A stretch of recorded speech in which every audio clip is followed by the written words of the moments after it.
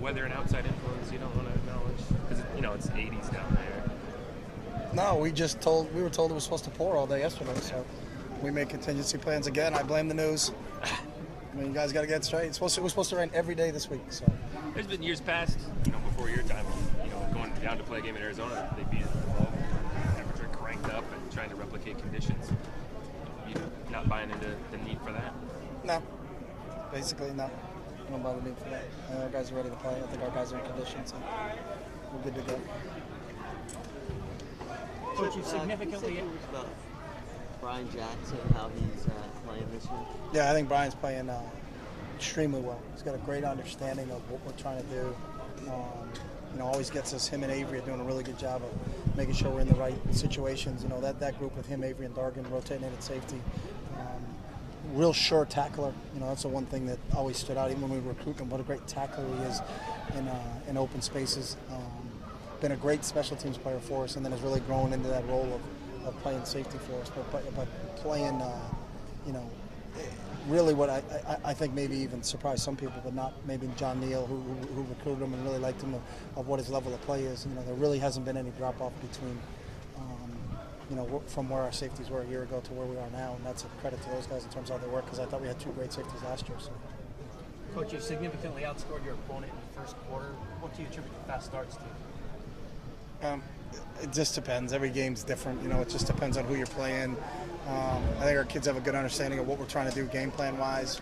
But you always want to get out to a fast start, but sometimes that doesn't happen. But our kids will keep going and understanding and believing in the plan. I think they really do believe in our plans each week. So that's kind of a byproduct of it. Being able to get out to a fast start, I think, puts the other team on their heels a little bit. So it would be nice to do it again, but you never know. Each game's different. So, but we have been good early in games, and we need to continue that, especially when you're playing quality opponents on the road. Chip Remington being a kid from Arizona, if he's not eligible to play with you, will he be able to make the trip? No.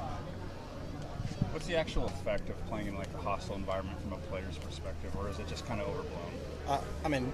It depends on if you let it get to it, and we try to eliminate outside influences when we play. You're going to play, for us, 5 games on the road this year, and if you're going to be a great football team, you got to be able to win on the road. A lot of teams are great football teams at home.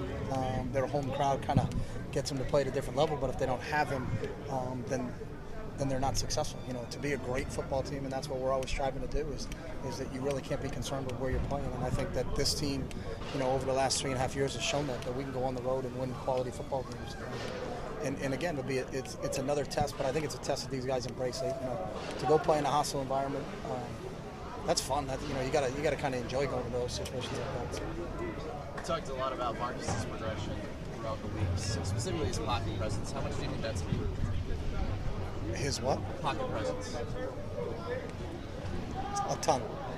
I think he's had good pocket presence, so to speak. That's a good term, I guess. We don't talk about that, but I think he's been very consistent in his approach to everything, and I think that's what you get out of him. So I think he's been, good. He doesn't really get rattled. He's always got his eyes down the field. He's not looking at the rush. He's feeling the rush, and that's, sometimes that's a little bit more instinctive than it is coached. But I think he's got a good understanding of where to go. Like anything else, we just want to make sure that he's doing it with great ball security more than anything. So. For a team that likes to blitz so much, bring a lot of pressure, do you feel like he's going to have to use his feet a lot more in this game?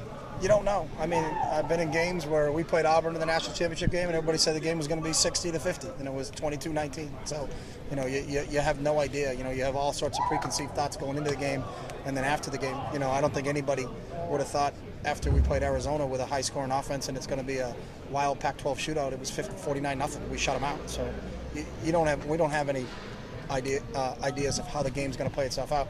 We're prepared for other looks, and that's what we do every day in practice. But in terms of what we think is going to happen or how it's going to express itself, you don't know until you get inside the game itself.